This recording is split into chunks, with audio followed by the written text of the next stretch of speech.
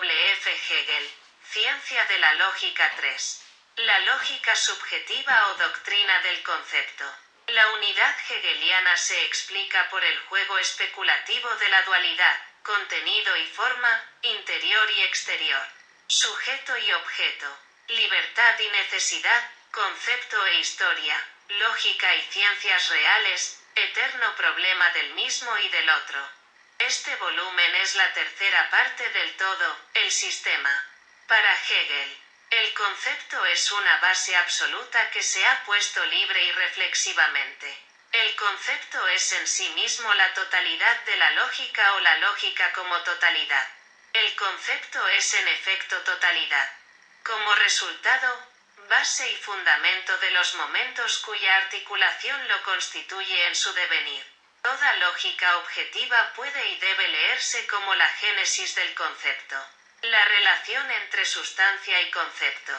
El concepto es la unidad absoluta del ser y del reflejo de ese ser en y para sí.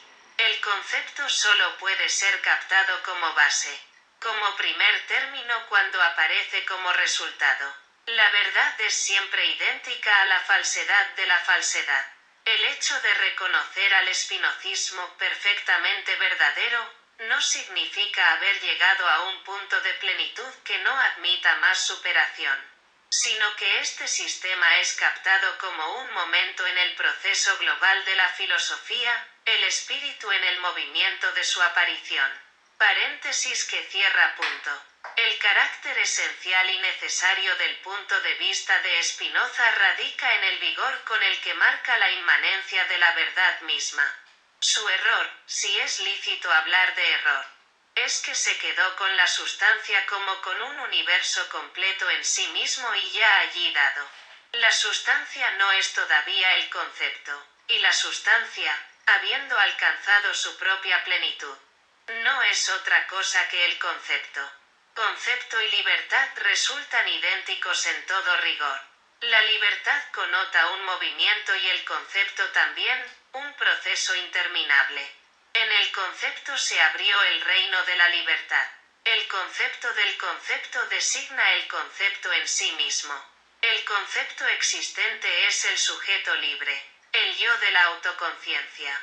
No el yo psicológico marcado con inmediatez y contingencia, sino pura conciencia.